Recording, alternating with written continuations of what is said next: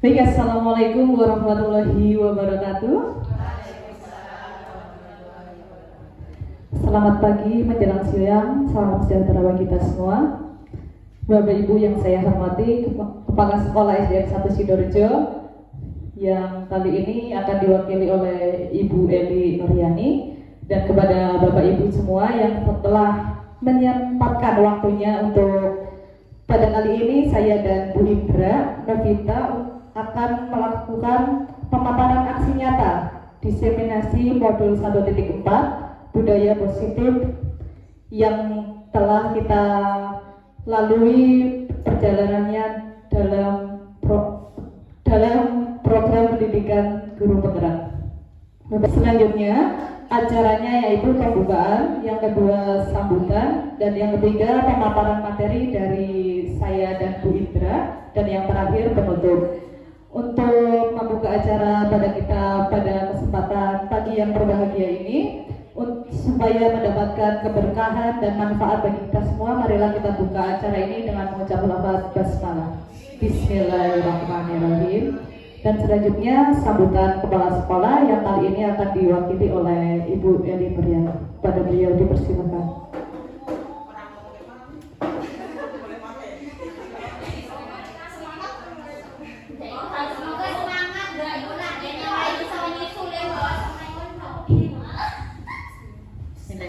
Assalamualaikum warahmatullahi wabarakatuh.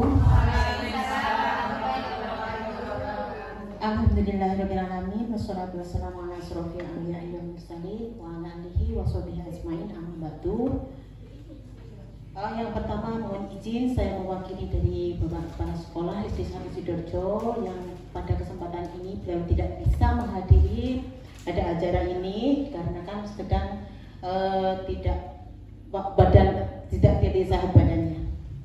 Salawat serta salam, marilah kita sanjungkan kepada junjungan kita Nabi besar Muhammad Sallallahu Alaihi Wasallam yang senantiasa kita harapkan syafaatnya di yaumil kiamah. Baiklah Bapak Ibu Guru Dewan Guru SD 1 Sidoarjo yang berbahagia, pada kesempatan ini ada calon guru penggerak dari sekolah kita yaitu Ibu Hamidatur Rahmah dan Ibu Indra Novita. Mungkin hari ini akan ada pemaparan materi ya Bu ya, pemaparan materi daripada materi-materi yang akan dijalani pada program guru penggerak ini. Mudah-mudahan dengan adanya sekolah kita dari guru penggerak dari sekolah kita akan memberikan obor bagi kita atau yang akan memicu semangat pada guru-guru yang lain untuk memberikan perubahan pada sistem atau memberikan motivasi pada sistem pendidikan kita supaya bisa maju ke depan dan memberikan hasil yang terbaik. Dan doa dari kami ya, mudah-mudahan dalam 6 bulan ke depan dalam menempuh program pendidikan guru penggerak ini diberikan kelancaran, kesehatan lahir dan batin, dan sehingga pada outputnya kita akan memberikan dampak pada sekolah kita, tentunya dampak ke arah pergerakan yang lebih baik dan lebih maju pada sistem pendidikan di sekolah kita. Mungkin hanya itu saja yang bisa saya sampaikan, lebih dan kurangnya saya mohon maaf, dan saya akhiri. Assalamualaikum warahmatullahi wabarakatuh.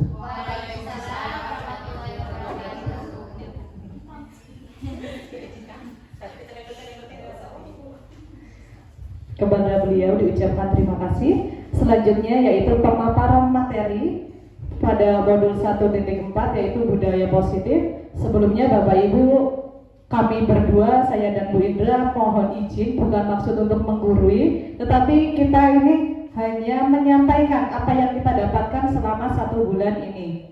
Yang kita dapatkan di modul 1.4 ini yaitu budaya positif. Jadi kita sama-sama belajar, ini adalah tugas yang harus kita lakukan. Jadi mau nggak mau ya kita harus menyampaikan kepada Bapak dan Ibu guru semua. Baik, langsung saja.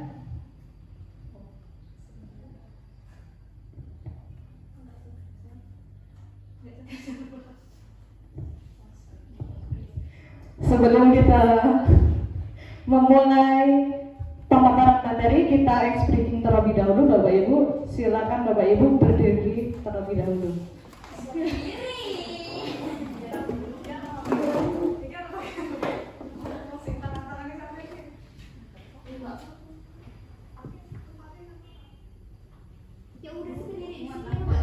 Oke, Bapak Ibu, jadi seperti ini.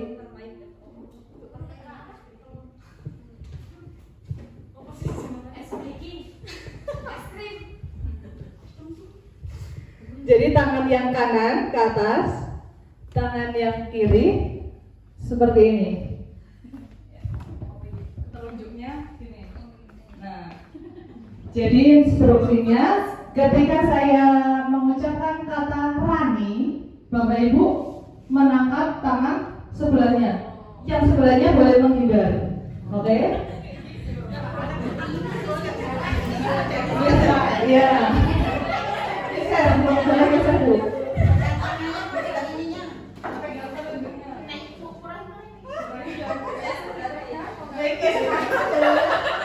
Iya.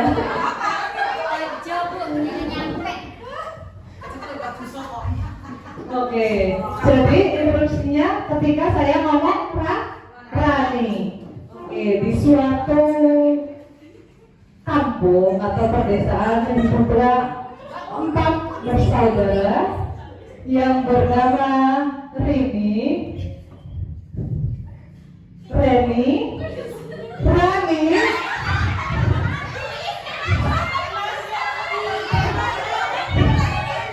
dan Rani. Mereka berempat hidup rukun bahagia. Nah, pada kesempatan siang hari, Rani dan Reni mereka siapa yang menang?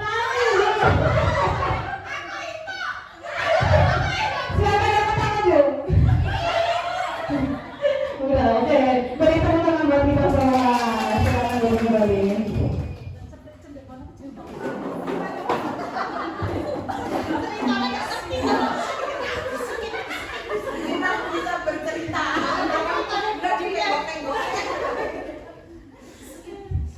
Oke, lanjut. Nah, Bapak Ibu, ini gambar siapa Bapak Ibu? Iya, Ki Hajar Dewantara atau pelopor kita di pendidikan. Baik Bapak Ibu, tujuan pendidikan menurut Ki Hajar Dewantara yaitu apa? Tujuan pendidikan adalah menuntut segala kodrat yang ada pada anak-anak agar mereka dapat mencapai keselamatan dan kebahagiaan yang setinggi-tingginya, baik sebagai manusia maupun sebagai anggota masyarakat. Oleh sebab itu, kita sebagai pendidik hanya dapat menuntun tumbuh atau hidupnya kodrat yang ada pada anak-anak agar dapat memperbaiki lakunya, bukan dasarnya. Hidup dan tumbuhnya kekuatan kodrat pada anak.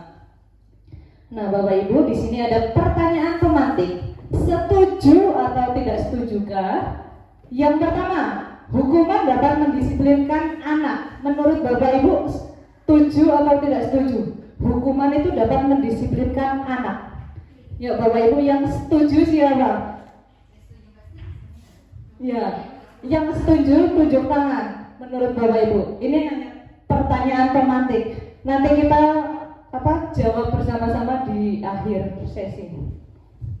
Ya, Bapak Ibu, menurut Bapak Ibu pertanyaan yang pertama, hukuman itu dapat mendisiplinkan anak tidak? Tidak selalu ya. Oke, yang kedua, pemberian hukuman dengan hal positif seperti membaca atau membersihkan halaman sekolah dapat meningkatkan disiplin anak tidak? Tidak juga ya. Yang ketiga, memberi penghargaan dapat meningkatkan motivasi belajar anak tidak? Ya, dapat meningkatkan. Oke, baik. Setuju. Nah, nih di sini judul materi kita yaitu budaya positif. Budaya positif di sekolah yaitu nilai dan kebiasaan di sekolah yang berpihak pada murid agar mereka dapat berkembang menjadi pribadi yang kritis, penuh hormat dan bertanggung jawab sesuai dengan profil pelajar Pancasila. Nah, Bapak Ibu, di sini ada 6 topik materi yaitu konsep utama budaya positif yang nanti akan saya dan Bu Indra bagi. Jadi 3 topik saya dan 3 topiknya lagi nanti Bu Indra. Yang pertama ada disiplin positif, yang kedua motivasi perilaku manusia, yang ketiga restitusi atau posisi kontrol guru, yang keempat kebutuhan dasar manusia, dan yang kelima keyakinan kelas, dan yang keenam segitiga restitusi. Nah, yang pertama disiplin positif. Menurut Bapak Ibu, apa makna dari disiplin? Tepat waktu. Apa Bu? Tepat waktu. Tepat waktu. Terus apa lagi? Tanggung jawab, tepat waktu. Kemudian apa? Disiplin. Nah, disiplin berasal dari bahasa Latin yaitu disiplina, yang artinya belajar. Makna asal dari kata ini berkonotasi dengan disiplin diri dari murid-murid Socrates dan Plato. Disiplin diri membuat orang menggali potensinya menuju sebuah tujuan, apa yang dihargai. Namun dalam budaya kita makna kata disiplin telah berubah menjadi sesuatu yang dilakukan seseorang dengan orang lain untuk mendapatkan kepatuhan. Nah, kecenderungan umum adalah menghubungkan kata disiplin dengan ketidaknyamanan, bukan dengan apa yang kita hargai atau pencapaian suatu tujuan yang mulia. Nah, disiplin adalah kemampuan memerintahkan diri sendiri dalam mengontrol dan menguasai diri untuk memilih tindakan yang mengacu pada nilai-nilai yang kita hargai dengan penuh tanggung jawab tanpa terperintah orang lain. Jadi nilai-nilai yang kita hargai adalah nilai kebajikan, sifat positif manusia yang merupakan tujuan mulia yang ingin dicapai setiap individu, yaitu nilai-nilai dalam profil pelajar Pancasila. Nah, profil pelajar Pancasila ada berapa dimensi Bapak Ibu? Ada 6. Yang pertama ada apa? Nah, yuk nyanyi bareng-bareng aja biar apal. Kalau diurutkan kan nggak hafal ya. Pelajar Pancasila beriman dan bertakwa pada Tuhan Yang Esa dan berakhlak mulia, berkebinekaan global, gotong royong mandiri, kreatif dan bernalartritis. Oke, terima kasih Bapak Ibu. Dan yang selanjutnya yaitu motivasi perilaku manusia. Dari motivasi perilaku manusia itu ada 2 Bapak Ibu. Yang pertama motivasi eksternal dan yang kedua adalah motivasi internal. Nah, motivasi eksternal ini adalah yang pertama untuk menghindari ketidaknyamanan atau dari hukuman tersebut. Anak akan mendapatkan motivasi ketika dia dihukum. Misalnya kalau tidak mengerjakan PR akan dihukum, dia baru ingin mengerjakan. Itu motivasi eksternalnya. Yang kedua, untuk mendapatkan imbalan. Jadi dia akan mengerjakan ketika anak tersebut mendapatkan imbalan atau hadiah. Siapa yang berani maju nanti akan diberikan hadiah. Itu motivasi eksternalnya. Kalau motivasi internalnya itu yang dari diri sendiri. Anak tersebut entah mendapatkan hukuman atau imbalan, dia bisa melakukan hal-hal yang baik, itu dilakukan. Itu untuk motivasi yang internal yang berasal dari diri sendiri. Nah, Bapak Ibu, apa perbedaan hukuman atau konsekuensi? Nih, ada suatu kasus. Iva kurang menguasai pelajaran matematika, sehingga pada saat pelajaran tersebut berlangsung, dia lebih banyak berdiam diri atau menggambar di buku pelajarannya. Pada saat guru matematikanya, Pak Seno, menanyakan pertanyaan Iva menjadi gugup dan tak sengaja menjatuhkan tasnya dari kursi, serta tiba-tiba menjadi gagap pada saat berupaya menjawab. Seluruh kelas pun tertawa melihat perilaku Iva yang bicara tergagap dan terkejut tersebut. Pak Seno pada saat itu membiarkan teman-teman Iva mentertawakan Iva yang tergagap dan malu luar biasa, dan malahan minta Iva untuk maju ke depan dan berdiri di depan kelas sambil menunjukkan hidungnya. Jadi disetrap seperti itu. Karena tidak bisa menjawab pertanyaan Pak Seno, kelas makin gaduh dan anak-anak pun tertawa melihat Iva di depan kelas memegang ujung hidungnya. Nah, pertanyaannya, apakah Anda setuju dengan tindakan Pak Seno terhadap Iva tersebut? Setuju atau tidak Bapak Ibu? Tidak ya. Menurut Bapak Ibu, tindakan Pak Seno terhadap Iva itu sebuah hukuman atau konsekuensi? Sebuah hukuman yang tentang fisik ya. Nih, apa itu hukuman? Hukuman bersifat tidak terencana atau tiba-tiba. Anak atau murid tidak tahu apa yang akan terjadi dan tidak dilibatkan. Hukuman bersifat satu arah dari pihak guru yang memberikan dan murid hanya menerima suatu hukuman tanpa melalui suatu kesepakatan. Jadi kalau hukuman itu yang satu arah dan tiba-tiba, misalnya anak tidak mengerjakan tugas, kan anak tidak tahu Bu mau dihukum apa kan, itu satu arah, guru yang menghukumnya, tidak ada konsekuensi atau kesepakatan. Bedanya dengan konsekuensi itu apa? Kalau konsekuensi itu sudah terencana atau disepakati. Jadi konsekuensi itu ketika kita membuat kesepakatan bersama siswa, kalau yang tidak selesai menulis nanti hukumannya apa? Kan siswa dan guru sudah menyepakatinya, itu namanya konsekuensi, bukan satu arah. Nah, mari Bapak Ibu kita berlatih lebih dalam, yaitu tentang hukuman atau konsekuensi. Baik Bapak Ibu, kita berlatih lebih dalam lagi tentang hukuman atau konsekuensi. Yang pertama, menurut Bapak Ibu, hukuman atau konsekuensi jika mencatat 100 kali di dalam buku kalimat dengan kalimat saya tidak akan terlambat lagi karena dia telah terlambat ke sekolah. Menurut Bapak Ibu itu hukuman atau konsekuensi? Apa? Ya, hukuman. Yang kedua, lari mengelilingi lapangan basket 2 kali karena terlambat hadir sekolah. Menurut Bapak Ibu itu hukuman atau konsekuensi?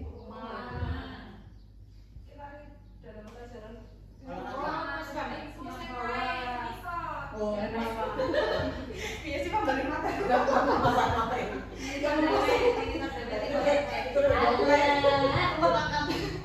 Oke, yang ketiga, murid diminta untuk push up 15 kali karena tidak menggunakan masker ke sekolah. Ini pada saat COVID ya Bapak Ibu. Menurut Bapak Ibu konsekuensi atau hukuman? Hukuman. Hukuman atau konsekuensi ini pada saat COVID. Yang selanjutnya yaitu menggantikan kertas tugas teman yang telah dicoret-coret. Dia mengganti kertasnya teman yang telah dicoret-coret. Dia apa? Ya, konsekuensi. Dan yang selanjutnya membersihkan tumpahan air di meja tulis karena tersenggol pada saat belajar. Konsekuensi. Oke. Yang selanjutnya murid disuruh untuk tidak mengenakan sepatu seharian di sekolah karena tidak menggunakan sepatu hitam. Menurut Bapak Ibu hukuman atau konsekuensi? Murid disuruh untuk tidak menggunakan sepatu karena sepatunya tidak hitam. Hukuman atau konsekuensi? Apa? Ya, peraturan sekolah. Ya, peraturan sekolah dan anak sudah menyepakati hal tersebut. Dan selanjutnya yang terakhir, lari mengelilingi lapangan basket 2 kali karena terlambat 10 menit untuk pelajaran PJOK. Hukuman atau konsekuensi? Iya, konsekuensi. Oke, Bapak Ibu, ini materi yang ketiga yaitu 5 posisi kontrol seorang guru. Guru mempunyai posisi kontrol 5. Yang pertama apa? Guru sebagai penghukum. Yang kedua, guru sebagai pembuat merasa bersalah. Yang ketiga, guru sebagai teman. Yang keempat, sebagai pemantau. Dan yang kelima, sebagai manajer. Bapak Ibu, pengalamannya, kira-kira Bapak Ibu sudah menjadi yang mana? Penghukum atau pembuat merasa bersalah, teman atau pemantau, atau manajer? Ya, teman. Banyak ya Bapak Ibu. Nah, kita lihat dulu video ini. Tadi posisi kontrolnya apa aja Bapak Ibu? 5. Penghukum, pembuat rasa bersalah, teman, pemantau, dan manajer. Kita lihat video kali ini. Naran, sini kamu. Selamat pagi Bu. Selalu terlambat. Bu, saya Apa? Apa coba? Alasan kamu apa lagi? Kapan sih kamu tidak terlambat? Malas sekali ya kamu jadi anak. saya Dasar pemalas. Gak kapok-kapok sih kamu. Sudah berapa kali terlambat? Sana, kamu keliling lapangan basket 2 kali. Kenapa saya harus keliling lapangan basket, Bu? Kenapa? Kamu melawan ibu? Berani-beraninya jawab. Sudah terlambat, masih berani jawab pula. Sekarang, keliling lapangan basket 5 kali sekalian. Biar kapok. Cepat. Pergi sana ke lapangan basket.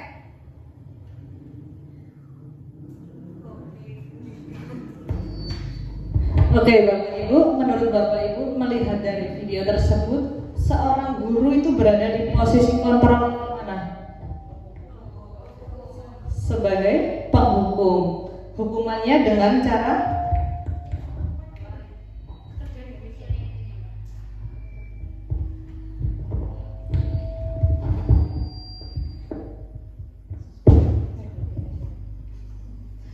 sebagai seorang penghukum. Nah, selanjutnya kita lihat lagi.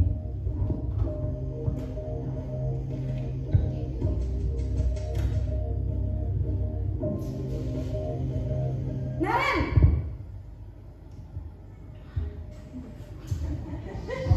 Selamat pagi, Bu. Naren. Kamu kenapa terlambat lagi, nak? Ya Tuhan, Naren. Kamu senang ya bikin ibu susah ya? Kalau kamu terlambat lagi, nanti ibu yang ditegur bapak kepala sekolah, nak. Disangka ibu tidak bisa membina kamu. Duh, gimana ini? Maaf, Bu. Duh, Gusti Naren. Kamu suka ya kalau ibu ditegur bapak kepala sekolah? Terus, sekarang ibu harus tulis apa ini di buku absen? Ini kamu sudah sering terlambat loh. Ibu harus apa coba? Maaf, Bu. Maaf sekali. Ya sudah, lain kali jangan bikin ibu susah lagi ya, nak ya. Ibu tidak akan kuat lagi kalau kamu begini terus. Bisa jantungan kalau ibu tegur bapak kepala sekolah. Sana cepat ke kelas. Maaf ya, Bu.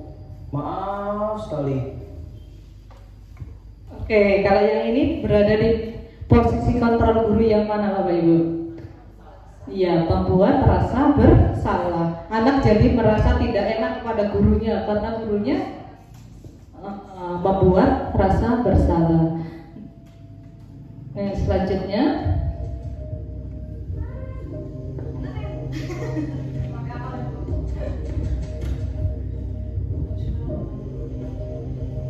Naren!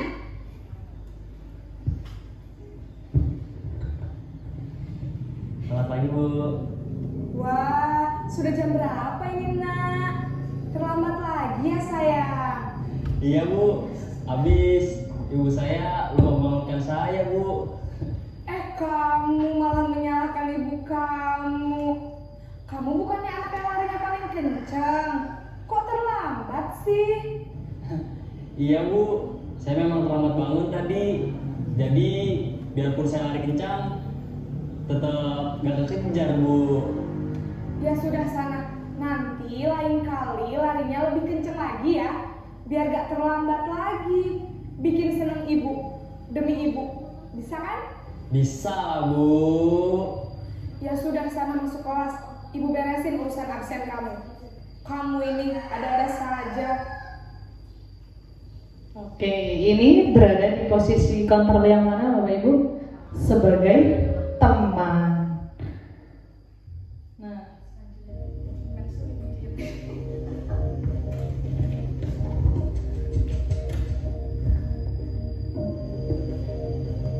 Naren!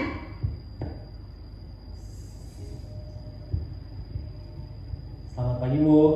Naren, apa peraturan sekolah kita tentang jam berapa kita harus masuk sekolah, nak? Kita harus di sekolah jam 7, Bu. Iya betul, sekarang sudah jam 7.20. Naren sudah tahu konsekuensinya jika terlambat hadir. Paham Bu, saya harus tinggal kelas pas jam istirahat selama 20 menit. Iya benar, konsekuensinya demikian. Jadi nanti jam 9.30 pas istirahat, kamu harus tinggal di kelas, kerjakan tugas tambahan untuk ketertinggalan kamu, ya? Baik Bu. Oke, kalau yang ini menurut Bapak Ibu berada di posisi kontrol yang mana? Sebagai pemantau. Jadi cuma apa? Konsekuensinya saja. Kalau yang ini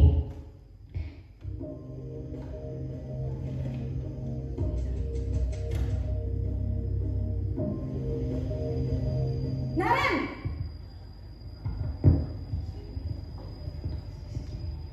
Selamat pagi Bu. Selamat pagi Naren. Maaf Bu, saya terlambat. Iya, sekolah masuknya jam 7, sekarang sudah jam 7.20. Jadi sekarang bagaimana ini Naren? Maaf Bu, saya lupa setel alarm saya semalam. Baiklah, menurut kamu, keyakinan sekolah yang mana yang perlu kamu tingkatkan? Menghargai diri sendiri dan orang lain mungkin ya Bu. Setuju. Jadi, apakah Naren meyakini prinsip saling menghormati tersebut? Iya Bu, saya meyakininya. Apakah Naren bersedia memperbaiki masalah keterlambatan ini? Bersedia Bu. Bagaimana kamu akan perbaiki masalah keterlambatan ini? Saya akan coba untuk tidak lupa menyetel alarm saya Bu. Baik, kalau Naren lupa menyetel alarm di rumah, ada orang yang kira-kira bisa bantu mengingatkan tidak? Ada Bu, kakak saya, Kak Emma. Ada lagi selain Kak Emma? Selain Kak Emma, ada ibu saya. Baik, jadi yang mengingatkan Naren adalah Kak Emma dan ibu kamu ya? Kira-kira akan mulai setel alarm kapan nih Naren? Setelah pulang sekolah, akan segera saya lakukan. Baik, jadi Naren akan setel alarm untuk bangun besok pagi dan akan diingatkan oleh kakak dan ibunda Naren ya. Ada lagi yang mungkin perlu dilakukan Naren agar tidak terlambat bangun lagi? Tidak ada Bu. Baik Naren, terima kasih untuk kerjasama kamu. Sekarang kamu perlu kembali ke kelas untuk belajar. Baik Bu, terima kasih. Nah, yang terakhir ini yaitu posisi kontrol manajer. Jadi kita, Bapak Ibu semua, kita berusaha bareng-bareng memperbaiki diri. Kita pada saat posisi kontrol kita harus menempatkan diri pada posisi manajer. Jadi kita tidak langsung menghukum anak, tidak langsung memberi sebagai teman juga, itu tidak baik untuk anak. Jadi kita harus menanyakan terlebih dahulu apa alasannya, baru kita menanyakan posisi yang salah kepada anak. Anak tersebut bisa mencari sendiri apa solusinya. Nah, itu yang perlu kita tingkatkan pada diri kita dan diri anak. Nah, Bapak Ibu, mari kita merefleksikan diri, yaitu tentang 5 posisi kontrol kita. Pengalaman Bapak Ibu sudah di 5 posisi kontrol tersebut, apa yang pernah Bapak Ibu lakukan, apa sebagai penghukum, teman, ataupun apapun itu sampai ke manajer, silakan ditulis, kita refleksikan diri masing-masing.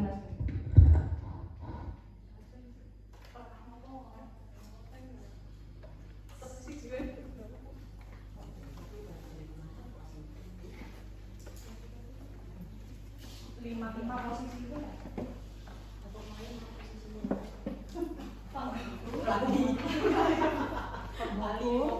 teman, manajer, yang pernah manajer membuat merasa bersalah, pernah juga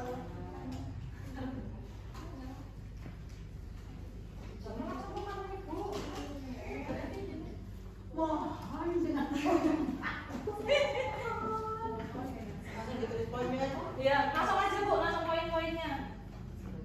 Sebagai apa? Ada 5 posisi kontrol seorang guru. Berbagi pengalaman aja.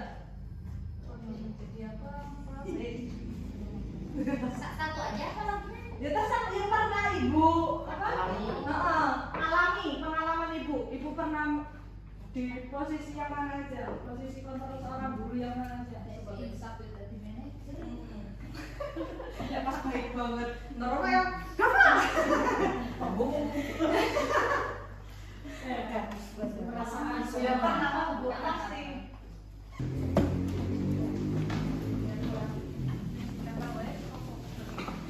Manajer bukan. Manajer itu kok piye?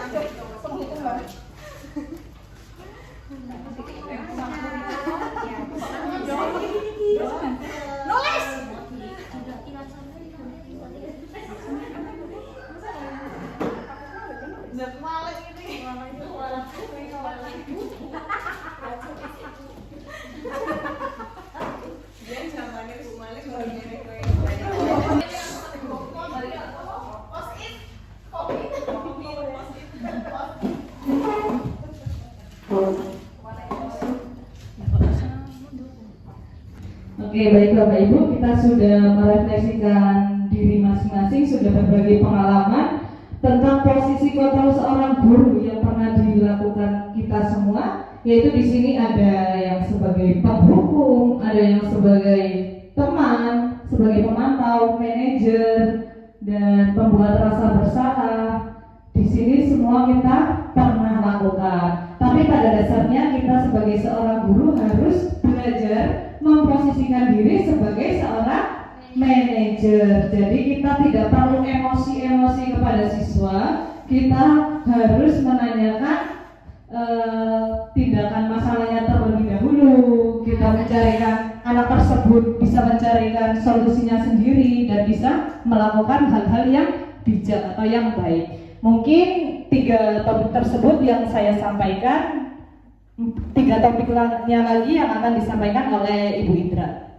Saya akhiri. Wassalamualaikum warahmatullahi wabarakatuh. Waalaikumsalam warahmatullahi wabarakatuh. Kepada Ibu Indra dipersilakan.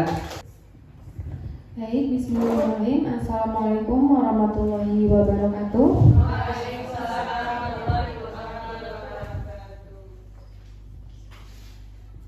Sebelumnya saya ucapkan terima kasih kepada Ibu-Ibu Dewan Guru dan Bapak Dewan Guru SD Negeri 1 Sidoarjo yang sudah meluangkan waktunya untuk mendengarkan pemaparan dari kami, yaitu tentang budaya positif.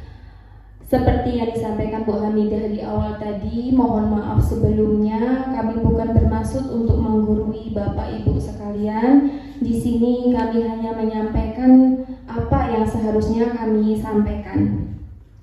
Banyak sekali ya Bapak Ibu yang sudah disampaikan oleh Bu Hamidah, yaitu tadi tentang disiplin positif, kemudian ada 5 posisi kontrol.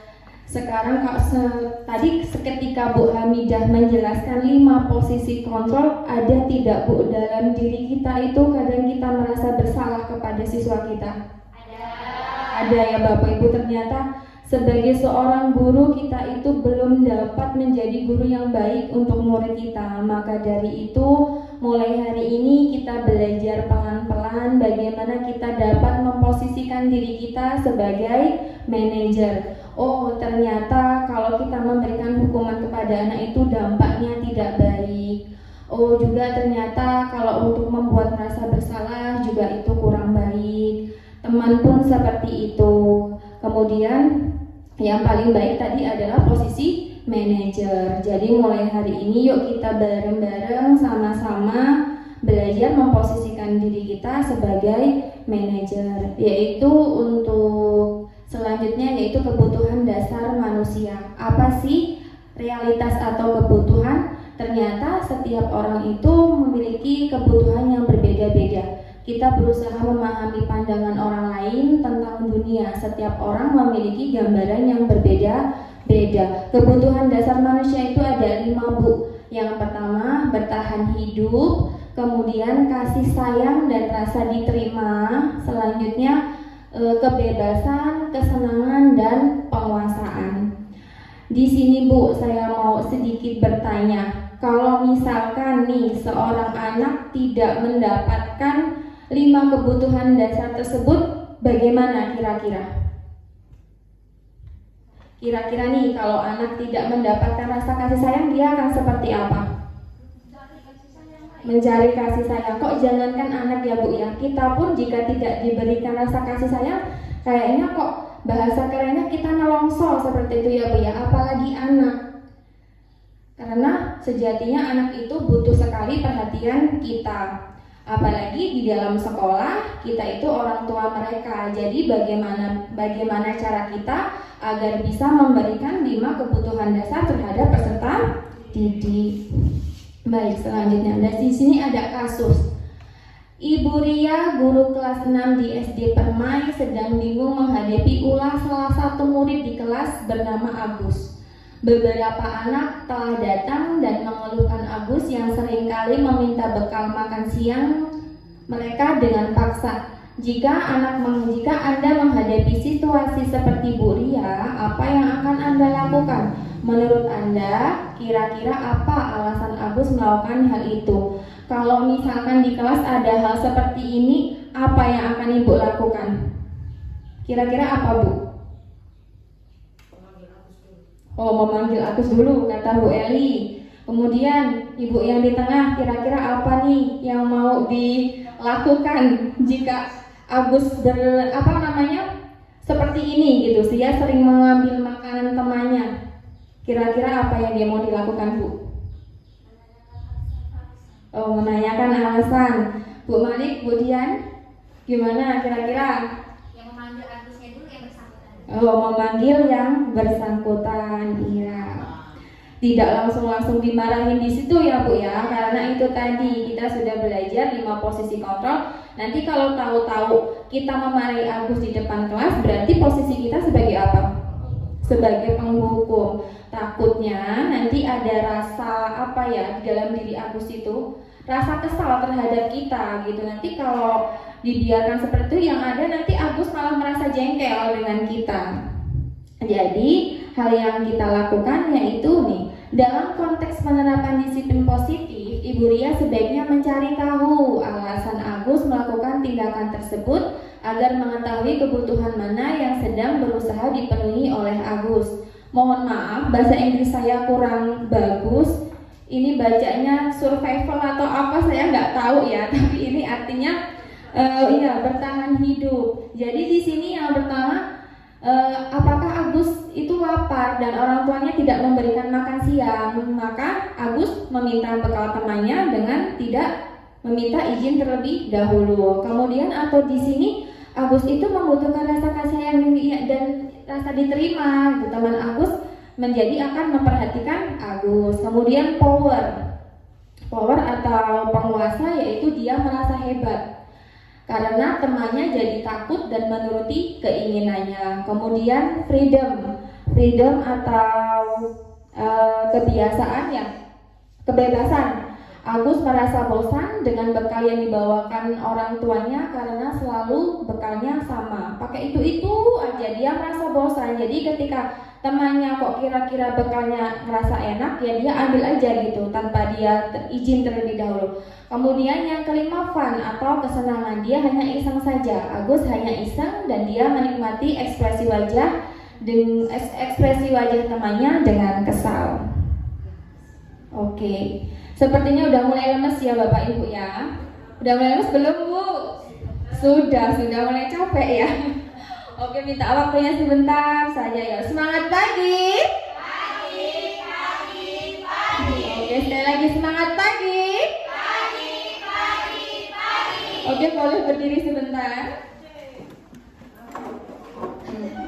Berdiri sebentar, mencari pasangannya masing-masing. Cukup nggak ini temennya? Cukup ya, oke. Sebentar, iya. Jadi Bapak Ibu itu nanti ada permainan sedikit. Nanti berdirinya saling membelakangi. Nah, kemudian nanti permainannya seperti ini. Nanti Bapak Ibu itu, misalkan nih Bu Rati, kita belajar penjumlahan. Jadi siapa di antara pasangan kita yang dapat menjawab dengan benar dan dia yang duluan, berarti konsentrasinya masih bagus, ya. Misalkan nih, Bu Rati jarinya 5, kemudian jari Bu Ida 4, sama-sama berbalik kan? Berarti jumlahnya berapa? Nah, 9, seperti itu ya. Jadi nanti siapa yang paling cepat, siapa yang paling benar, nanti dia konsentrasinya bagus. Oke, bisa dimulai. Langsung aja, Ibu tunjukkan jarinya, nanti ditambah. Iya, misalkan nih Ibu Puah seperti ini, Bu Intan seperti ini, berarti jumlahnya 5. Nah, seperti itu. Oke, yuk. Bisa dimulai Bu? Bisa, yuk. Oh ya, boleh. Goyang dulu. Oh ya, boleh goyang-goyang dulu. Ya boleh, yuk. Dimulai ya. 1, 2, 3.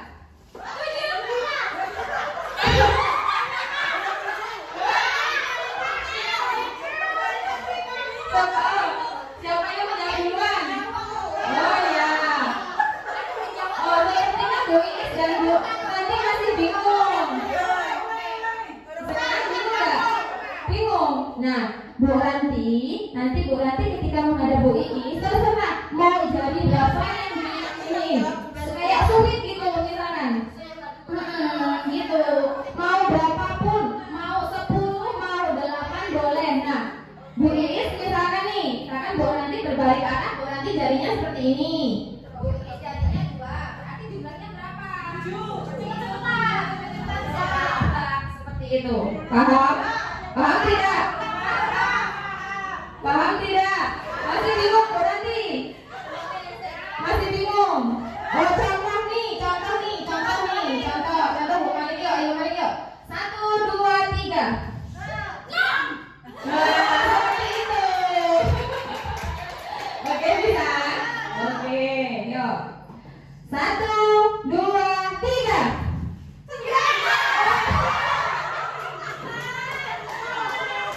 Siapa yang duluan? Oh, selalu sharing. Bu Amina gimana? Oh, bareng. Bu Ranti? Oh, bareng. Bu Puah dan Bu Intan? Oke, Bu, bareng? Oh, bareng. Oke, sekali lagi ya. Boleh berhadapan lagi nih, berpelukan. Sudah siap? 1, 2, 3.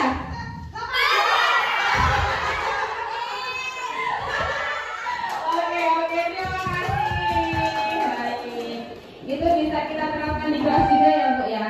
Kalau pengurangan bisa, penjumlahan bisa, pembagian bisa, perkalian pun bisa. Tinggal disesuaikan saja. Biasanya kalau kelas 1 dia lebih ke penjumlahan dan pengurangan. Kalau kelas tinggi bisa perkalian atau pembagian gitu. Oke. Baik Ibu, di sini kita lanjut yaitu kepada keyakinan kelas.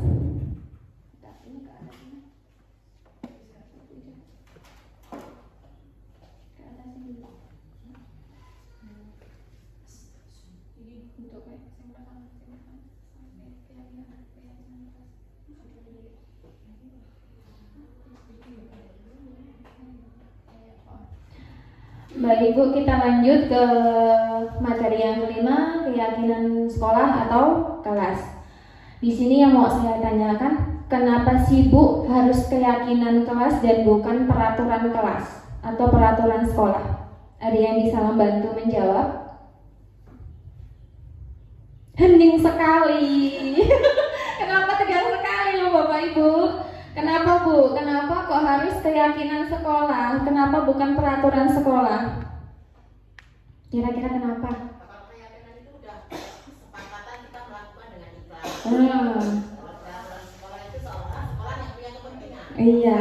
Iya betul sekali. Terima kasih untuk jawabannya. Beri tepuk tangan dulu kepada Bu Eli. Iya. Karena kenapa sih keyakinan, kenapa bukan peraturan? Karena seseorang itu akan lebih bersemangat ketika dia itu melakukan yang dia yakini, bukan hanya sebatas peraturan yang tertulis. Jadi kalau dia yakin itu motivasinya itu sudah dari dalam dirinya, motivasi intrinsik dan bukan motivasi eksternal, seperti itu ya Bapak Ibu ya. Kemudian nih, keyakinan kelas adalah nilai-nilai kebajikan atau prinsip-prinsip universal yang disepakati secara universal, lepas dari perbedaan agama, suku, negara, dan bahasa. Menurut Gosen, suatu keyakinan akan lebih memotivasi seseorang dari dalam atau intrinsik. Seseorang akan lebih bersemangat untuk menjalankan keyakinan daripada hanya sekedar mengikuti peraturan. Selanjutnya, keyakinan kelas bersifat lebih abstrak daripada peraturan yang lebih rinci dan konkret. Keyakinan kelas berupa pernyataan-pernyataan universal. Kemudian pernyataan keyakinan kelas senantiasa dibuat dalam bentuk positif. Keyakinan kelas hendaknya tidak terlalu banyak sehingga mudah diingat dan dipahami oleh semua warga sekolah. Keyakinan kelas sebaiknya sesuatu yang dapat diterapkan di lingkungan tersebut. Semua warga kelas hendaknya ikut berkontribusi dalam pembuatan keyakinan kelas lewat kegiatan curah pendapat. Bersedia meninjau kembali keyakinan kelas dari waktu ke waktu. Jadi kalau misalkan dirasa keyakinan kelas itu tidak berjalan dengan baik, boleh ditinjau dari waktu ke waktu. Selanjutnya nih, di sini ada suatu lingkaran, Bu.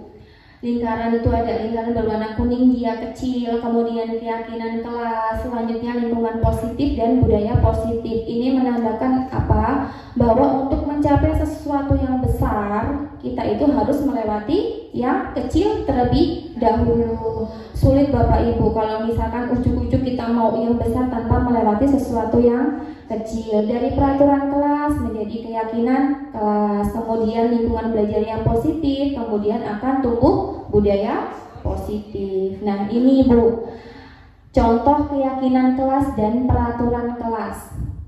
Jadi di sini ketika keyakinan kelas itu bekerja sama,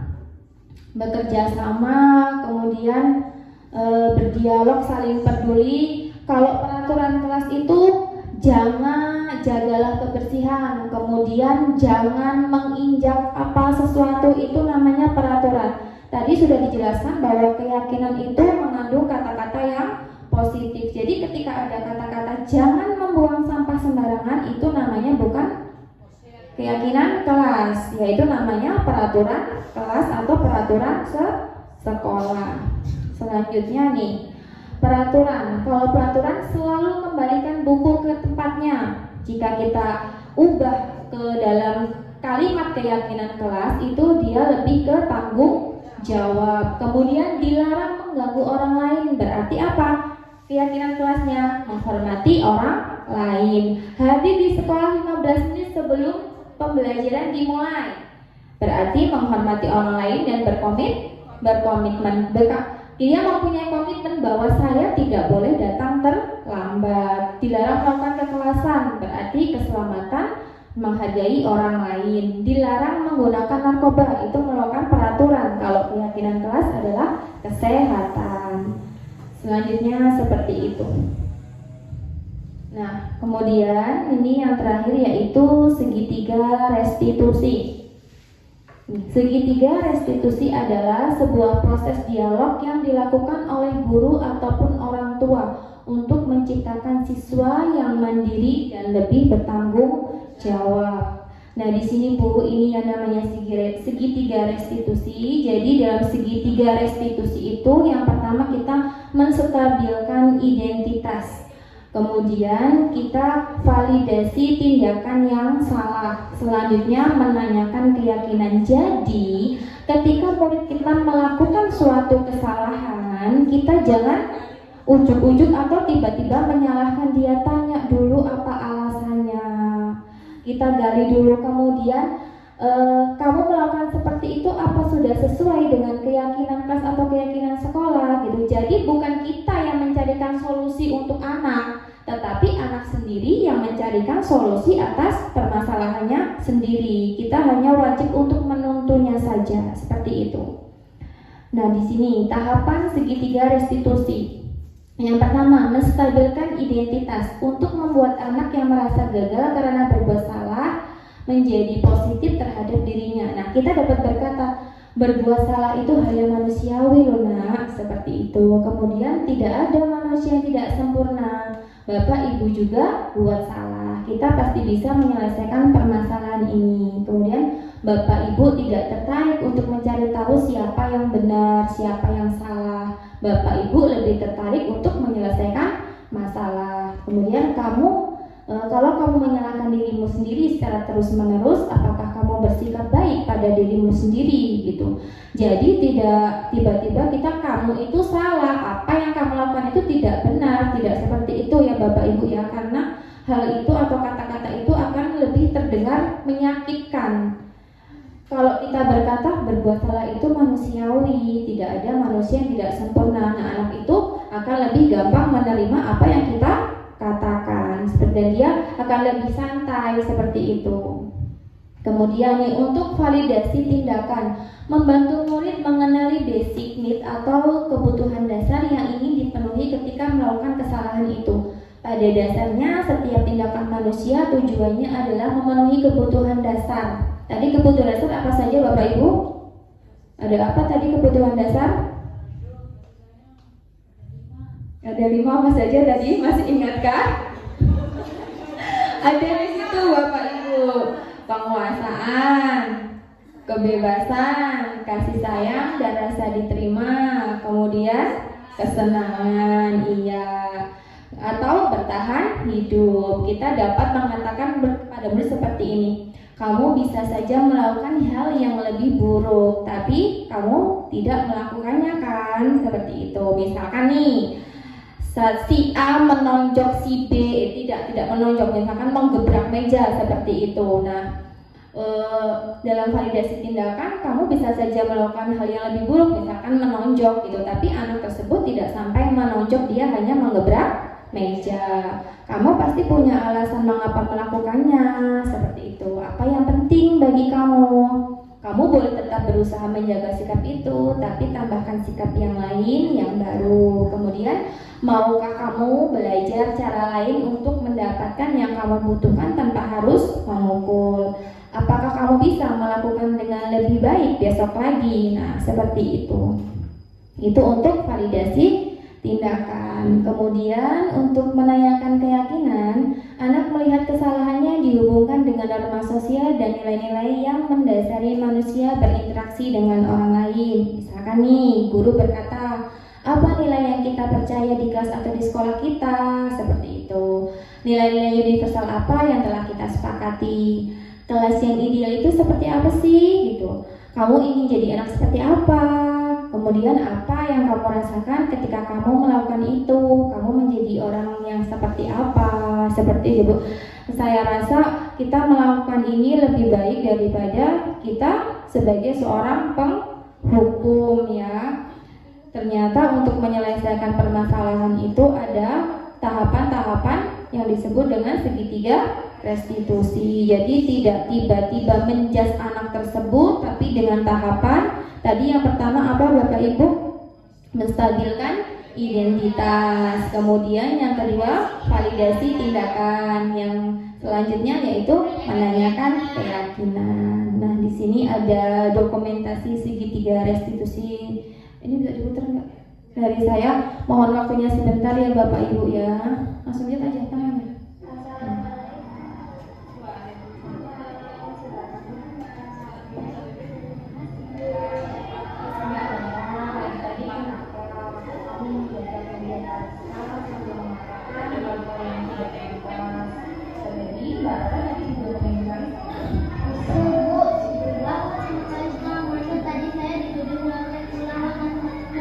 Dan saya marah kepada tidak terima jika saya seperti itu, makanya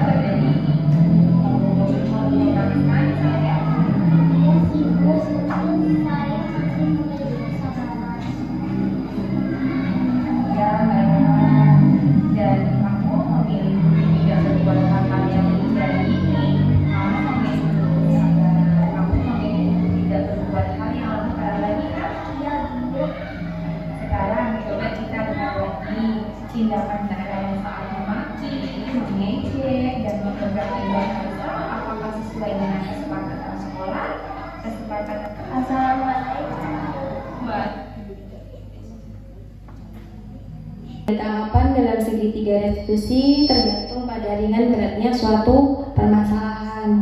Dalam menjalankan segitiga restitusi dengan mengajukan pertanyaan-pertanyaan bermakna, segitiga restitusi diharapkan murid menjadi lebih kuat secara pribadi. Selanjutnya menyelesaikan permasalahannya sendiri. Murid semakin percaya diri, mandiri, dan merdeka karena pada dasarnya tujuan akhir kita yaitu profil pelajar Pancasila. Itu ya Bapak Ibu ya.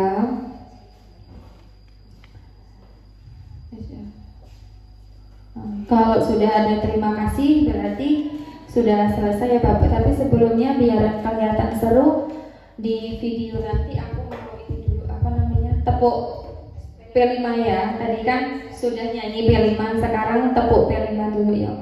1, 2, 3, tepuk P5.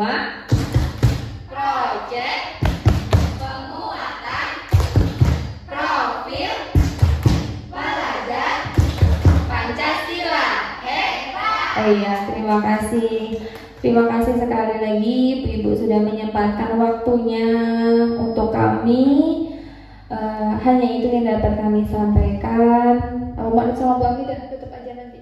Oh ya, Bu. Kenapa keyakinan dan bukan peraturan? Karena kalau keyakinan itu di dalam diri, sedangkan kalau peraturan itu hanya tertulis. Terima kasih.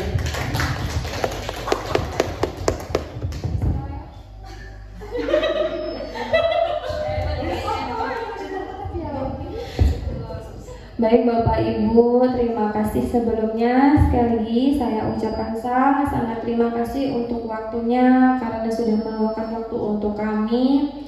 Mungkin di hari-hari atau tahapan-tahapan selanjutnya masih banyak lagi yang harus kami lakukan dan tentunya kami membutuhkan bantuan dan dukungan dari Bapak Ibu sekalian. Sekiranya Bapak Ibu dapat membantu pendidikan guru penggerak saya dan Bu Hamidah agar berjalan dengan lancar. Karena tanpa bantuan dari Bapak dan Ibu, apalah kami bukan apa-apa dan itu tidak bisa berjalan dengan lancar. Sekali lagi saya ucapkan terima kasih dan mohon maaf sudah banyak merepotkan. Dimaafkan Bu. Dimaafkan. Dan ketika kami mendapat ingin bantuan, siap membantu kami kembali? Siap, terima kasih. Sepertinya yang siap itu hanya Bu Puah dan Bu Rati. Yang lainnya mana siap Bapak Ibu? Siap. Terima kasih untuk dukungannya semuanya.